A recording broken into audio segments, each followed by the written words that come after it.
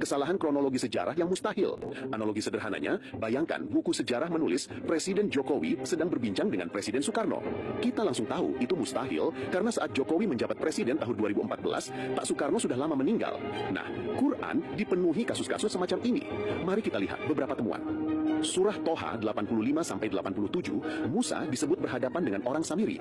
Padahal bangsa Samiri atau Samaria baru ada dan muncul sekitar 722 sebelum Masehi. Sedangkan Musa hidup sekitar 1400 sebelum Masehi. Mustahil mereka hidup sejaman. Surah Al-Isra 1, kisah Isra Mi'raj menyebut Masjidil Aqsa pada tahun 621. Faktanya, bangunan itu baru berdiri sekitar tahun 710. Jadi Quran menaruh bangunan yang belum ada ke masa Muhammad. Surah Sabah 10-11, Daud membuat baju besi tahun 1000 sebelum Masehi. Tapi kalau kita pelajari sejarah, teknologi baju zirah dari besi baru dikenal 800 tahun kemudian.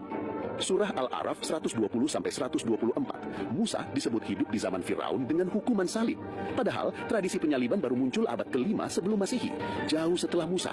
Surah An-Nisa 157, Quran menolak penyaliban Yesus. Padahal bukan hanya Injil, sejarawan Yahudi dan Romawi pun mencatat peristiwa itu. Mengapa hanya Quran yang menulis berbeda?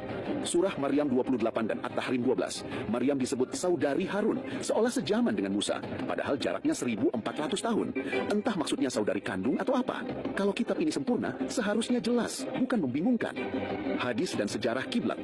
Arkeologi menunjukkan masjid-masjid kuno dari arah kiblat bangunannya saat Islam awal itu menghadap ke Petra, bukan Mekah. Baru abad ke-8 arah kiblat berubah.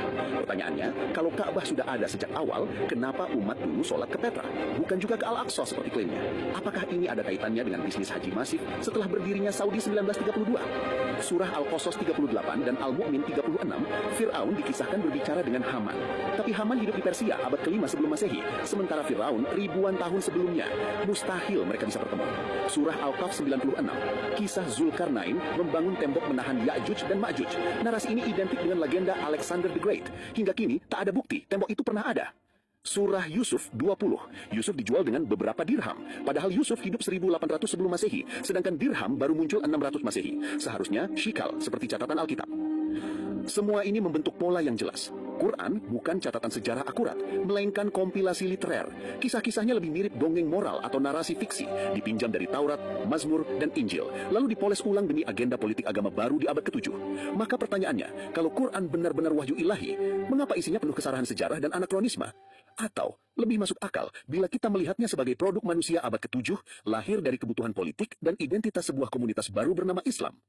Jadi sebenarnya para ulama terdahulu itu mengakui adanya ambiguitas ini. Ya, walaupun kaum Muslim modern, ketika kita mengatakan ada ambiguitas teks kitab suci, ada ambiguitas dalam Al-Quran, ada kontradiksi dalam Al-Quran, kata kontradiksi, ambiguitas atau ambivalensi itu cenderung direspon dengan sangat negatif. Ya.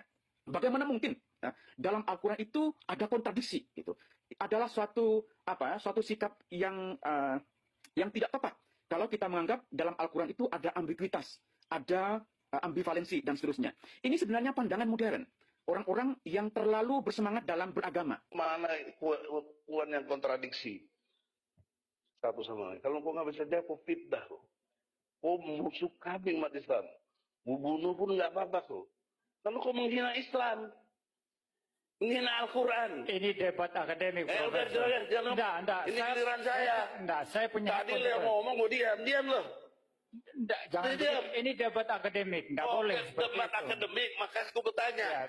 Satu tunjukkan ayat Ya, yang kontradiksi. tapi Anda sudah bicara bunuh-membunuh, itu enggak boleh. Ini PR besar bagi sarjana-sarjana Islam, cendekiawan-cendekiawan Islam.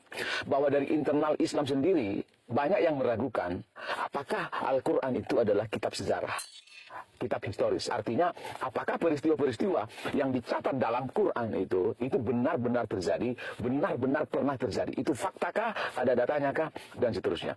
Karena setelah dipelajari oleh para cendekiawan Islam, Al-Quran itu banyak mengandung kisah-kisah yang tidak masuk akal. Maka orang menganggap ini seperti dongeng, ini seperti legenda, ini seperti cerita rakyat yang tidak bisa diverifikasi. Begitu loh. Secara empiris ini tidak bisa dibuktikan. So that's why ada seorang cendekiawan Islam namanya Muhammad Khalafullah yang menuliskan sebuah buku. Judulnya Al-Quran bukan kitab sejarah. Nah sayangnya tidak ada cendekiawan Islam atau sarjana Islam yang dapat menyanggah buku dari Muhammad Khalafullah. Ada nggak sarjana Islam yang bisa membuktikan bahwa argumen-argumen Muhammad Khalafullah itu salah? Saya dengan Gus Dur bicara seperti ini.